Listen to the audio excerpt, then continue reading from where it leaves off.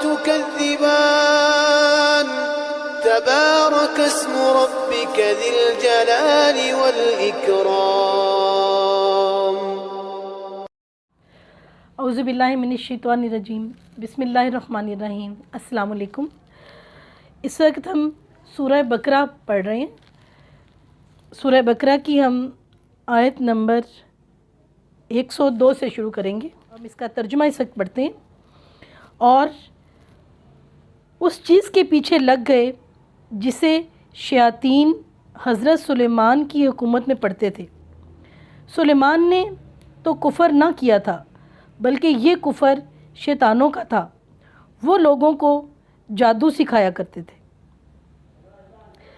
حضرت موسیٰ علیہ السلام کے زمانے میں یعنی کہ بنی اسرائیل قوم جو ہے اس کے شروع میں جادو بہت عروج پر تھا. بابل اور فلسطین دو ایسے شہر تھے جو جادو کا مرکز تھے.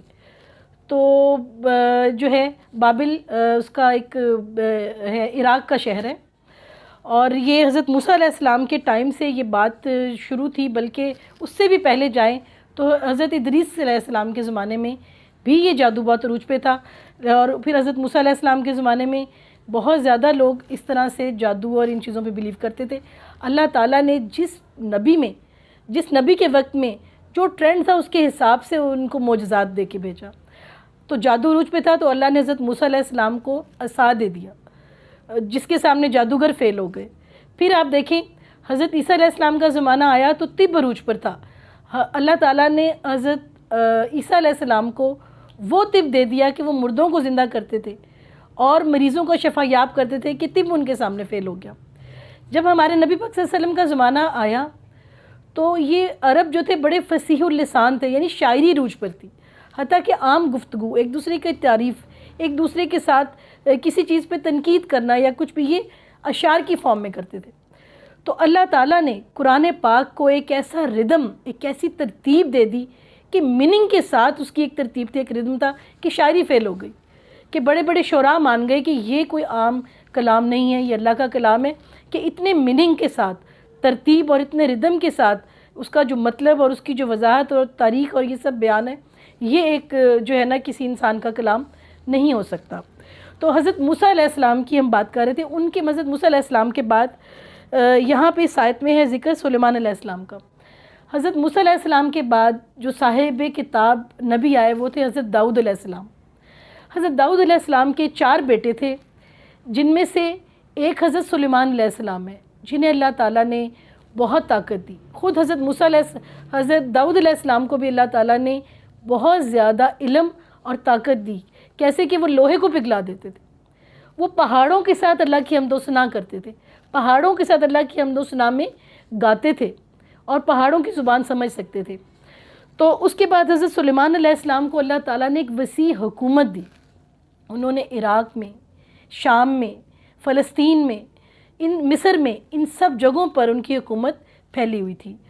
تو ان کے زمانے میں شیاطین کی بہت زیادہ جو ہے نا وہ طاقت اور جادو بہت زیادہ پھیل گیا تھا. اور شیاطین یہ جادو زیادہ تر جو ہے یہ فحاشی اور بے حیائی پھیلانے کے لیے استعمال کرتے تھے. اللہ تعالیٰ نے حضرت سلیمان علیہ السلام کو جانوروں کی اور پرندوں کی زبان سکھائی اور شیاطین کو قابو کرنے کی ان کو طاقت دی. انہوں نے جنات کو قابو میں کر لیا. تو انہوں نے ان سب برائیوں کو اپنے ٹائم میں ختم کیا اور انہوں نے بہت سارا جادو اور ایسا میٹیریل اپنے تخت کے نیچے زمین میں دفن کر دیا. لیکن جب ان کا جو ہے انتقال ہو گیا تو جادوگروں نے اور شیطانوں نے پھر اس میں سے کچھ میٹیریل صحیح سلامت نکل آیا اور انہوں نے یہ باتیں مشہور کر دیں کہ حضرت سلیمان علیہ السلام تو یہ سب کچھ جو جنات کو اور شیاطین کو قابو کرتے تھے یہ جادو کی طاقت تھی، یہ کوئی الہامی یا اللہ تعالیٰ کی دی ہوئی نبوت کی طاقت نہیں تھی.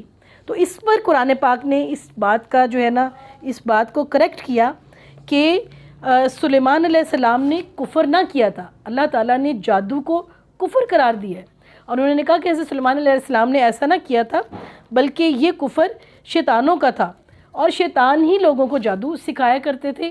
اس زمانے میں حضرت سلیمان علیہ السلام نے تو ان سب چیزوں کو کنٹرول اور ختم کرنے کی پوری اپنی کوشش کی اور ان برائیوں کا دنیا سے بہت حد تک انہوں نے خاتمہ کیا.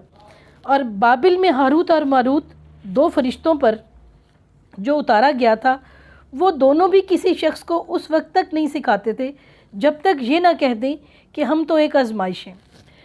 پھر بابل جو ہے 6 اور 7ویں BC یعنی حضرت عیسیٰ علیہ السلام کے آنے سے 600 اور 700 سال پہلے بہت زیادہ یہاں کی ترقی عروج پہ تھی۔ یہاں پر اسٹیڈیمز اور ہر طرح کے باغات اور چیزیں بالکل ایسے آرگنائز ہیں جیسے آج کل کے زمانے میں ہوتی ہیں۔ وہ جو دنیا کی 7 ونڈرز ہیں، وہ ہینگنگ گارڈنز آف بیبیلون، وہ ان کا بھی یہیں عراق سے ہی تعلق ہے، اسی بابل میں تھے وہ۔ تو جو ہے بابل میں اور یہاں پہ جو ہاروت اور ماروت کو جو بھیجا گیا، یہ اگین ان برائیوں کے جواب میں اس بیک گراؤنڈ میں ہوا کہ جو حضرت ادریس علیہ السلام کے زمانے سے شروع تھا، یعنی کہ شدید قسم کی لوگوں میں بد فعلی اور برائی آ گئی تھی، اور اللہ تعالیٰ نے ہاروت اور ماروت کو جو بھیجا، اس کے بھیجنے میں مفسرین کے مطابق یہ بات ہے کہ اللہ تعالیٰ نے ان کو اس لیے بھیجا تھا کہ لوگ معجزے اور جادو کا فرق سمجھ سکیں۔ جادو اس حد تک عروج پہ چلا گیا تھا کہ لوگوں کو اس بات کا پتہ نہیں چلتا تھا کہ یہ معجزہ یا جادو ہے۔ یہی وجہ تھی کہ انہوں نے حضرت سلیمان علیہ السلام پر بھی یہ ڈاؤٹ کیا کہ یہ اللہ تعالیٰ کے معجزے نہیں بلکہ یہ شاید جادو ہے۔ تو لیکن ہاروت اور ماروت جو ہے لوگوں کو جادو سکھاتے تھے، لیکن وہ بھی یہ کہتے تھے کہ یہ اللہ کی آزمائش ہے۔ اس طرح سے وہ اچھے اور برے کو الگ الگ کرتے تھے اور انہیں پہچانتے تھے، اور ان کو بتانے کا مقصد تھا کہ جادو کی ان کو لمٹس پتہ چل سکیں کہ یہ جادو کی لمٹ اور معجزہ اس سے لگ گئے۔ اور اللہ تعالیٰ نے اس میں یہ کہا ہے، وہ دونوں بھی کسی شخص کو اس وقت تک نہیں سکھاتے تھے جب تک یہ نہ کہہ دیں کہ ہم تو آزمائش ہیں۔ اور یہ بھی ایک آزمائش تھی کہ کون کفر کے پیچھے لگتا ہے اور کون انبیاء کے راستے پر چلتے ہوئے جادو اور ان چیزوں سے اور شیاطین کے چکر سے نکل کر زندگی گزار رہا ہے۔ تو وہ کہتے تھے تو کفر نہ کر، پھر لوگ ان سے وہ سیکھتے تھے جس سے خاوند اور بیوی میں جدائی ڈال سکیں، اور زیادہ ان کے جادو کا یہی فوکس تھا کہ فیملی سسٹم کو توڑنا، خاوند اور بیوی میں ان میں لڑائی جھگڑے پیدا کرنے اور دونوں کو پھر فحاشی کی طرف لگانا۔ تو یہ پھر ان کو کہہ دیتے تھے کہ یہ ایک آزمائش کا راستہ ہے، تو آپ بری طرف نہ جائیں، لیکن لوگ پھر بھی برائی کی طرف جاتے تھے، اور ایسے ہی لوگ تھے جنہوں نے کفر کیا اور وہ اللہ کے عذاب کے مستحق ہوئے۔ اور دراصل وہ بغیر اللہ تعالیٰ کی مرضی کے کسی کو کوئی نقصان نہیں پہنچا سکتے۔ یہاں پر اللہ تعالیٰ کہتا ہے کہ بڑی سمجھنے والی یہ بات ہے کہ وہ اللہ کی مرضی کے بغیر کسی کو نقصان نہیں پہنچا سکتے۔ اس کی مثال آپ اس طرح سے لیں گے کہ ہم جادو کو ایک بیماری سے کی مثال دیں گے۔ جیسے ایک بیماری ہے، مثلا ابھی کووڈ-19 آ گیا یا کوئی بھی انفلوئنزا ہو، آپ دیکھیں ایک بیماری آتی ہے، جب وہ آتی ہے تو انسان کو نہیں پتہ ہوتا وہ کہاں سے آ رہی، وہ خود بخود آتی ہے، ایک جرم ہے جو آپ میں آ جاتا ہے۔ پھر وہ بیماری ہر ایک پر ایک فرق اثر ڈالتی ہے۔ کسی شخص کو تو دیکھیں کووڈ کا ایسے بھی لوگ ہیں جن کو پتہ ہی نہیں چلا کہ ان کو ہے اور وہ کیریئر تھے، کچھ لوگ چند دن بیمار رہے، کچھ لوگ 2 ہفتے بیمار رہے، کچھ لوگ کئی ماہ اس سے نہ نکل سکے، کچھ لوگ مر گئے۔ یعنی بیماری ایک ہی تھی، اسی طرح اور بیماریاں ہیں بس، باقی سب بھی، ڈینگی ہے، ملیریا ہے، ٹائیفائڈ ہے۔ کچھ لوگ اس کو سروائیو کر لیتے ہیں، انہیں پتہ ہی نہیں چلتا، کچھ لوگ کچھ دن بیمار رہتے ہیں، کچھ لوگوں میں وہ دورانیہ ڈبل ہو جاتا ہے، کچھ لوگ مر جاتے ہیں۔ یعنی ایک بیماری آتی ہے اور یہ سب کی سب اللہ کی طرف سے ہوتا ہے۔ بیماری اور شفا اللہ کی طرف سے، یہ اللہ کا پلان ہے۔ تو کہ کون کتنا اثر لے گا، کب شفا پائے گا، بالکل ایسے ہی چیز ہے۔ تو اللہ یہاں پہ کہہ رہے ہیں کہ اللہ تعالیٰ کی مرضی کے بغیر کوئی جادو کسی کو کوئی نقصان نہیں پہنچا سکتا۔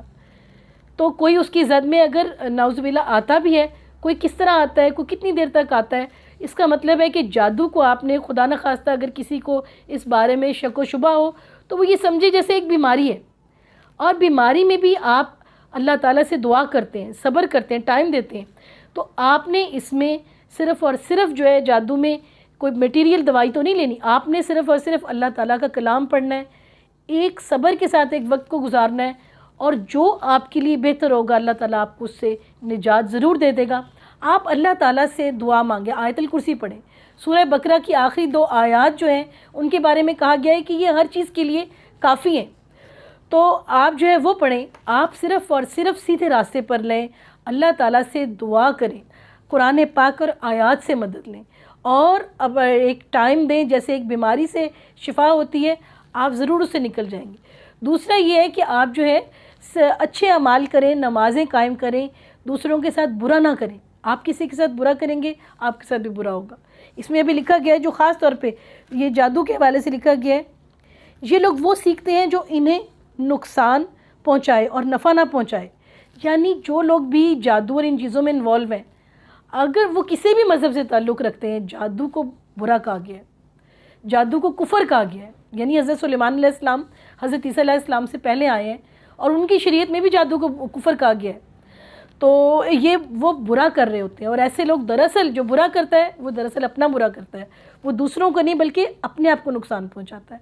آج وہ سوچ رہا ہے کہ کسی کا نقصان ہو گیا، لیکن اس کو یہ تو نہیں پتا کہ کل کو خود اس کا کیا نقصان ہو جائے گا. اور وہ بالیقین جانتے ہیں کہ اس کے لینے والے کا آخرت میں کوئی حصہ نہیں، اور وہ بدترین چیز ہے جس کے بدلے وہ اپنے آپ کو فروخت کر رہے ہیں. کاش کہ یہ جانتے ہوتے.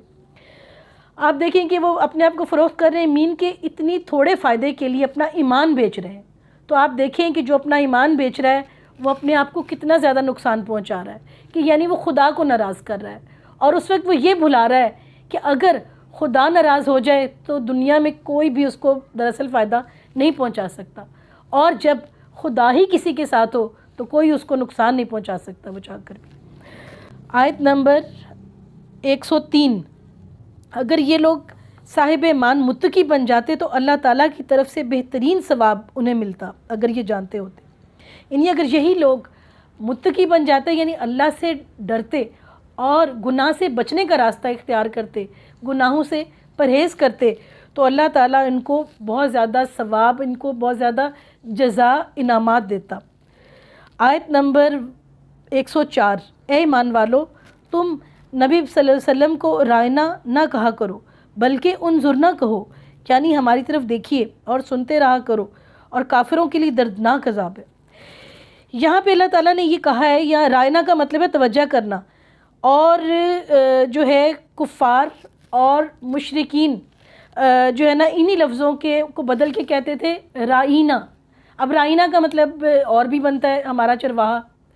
تو جان بوجھ کر اللہ تعالیٰ نے کہا ہے کہ کسی عزت والے کے ساتھ زو مانی بات نہ کرو، یعنی آپ کسی کی بھی جو ہے نا اس کا ڈبل میننگ کی بات مت کرو. اور نبی پاک صلی اللہ علیہ وسلم کے لیے انہوں نے کہا ہے کہ ہرگز نہیں، بلکہ اگر آپ کوئی ایسا لفظ ہے جس کا کوئی اور مطلب نکلتا ہے تو آپ انظرنا کہو، یعنی ہماری طرف نظر کریں، ہماری طرف توجہ کریں. رائنا کا مطلب ویسے ہے کہ توجہ کرنا، ہمارے لیے جو ہے نا کوئی ہماری طرف توجہ کرنا، کرم کی نظر دیکھنا.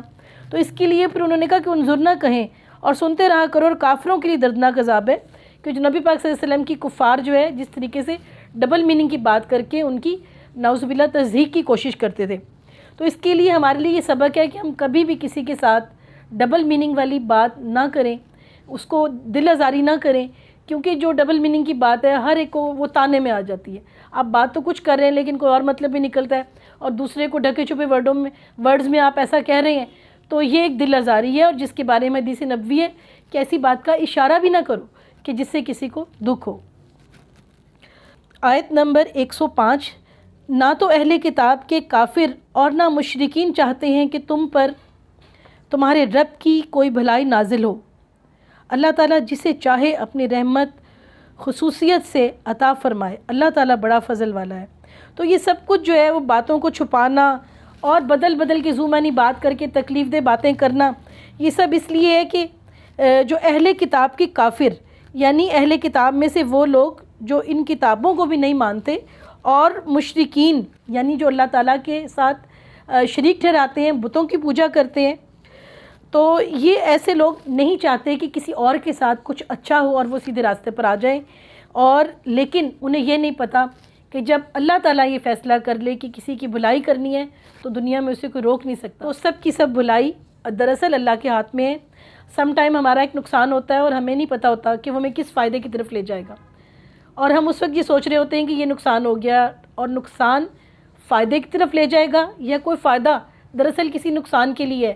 یہ سب کچھ انسانی عقل سے بالا تر چیزیں ہیں. جب سب کچھ ہو رہا ہوتا ہے تو ہم نہیں جان سکتے اس کو کہ یہ سب چیزوں کے آفٹر ایفیکٹس کیا ہوں گے.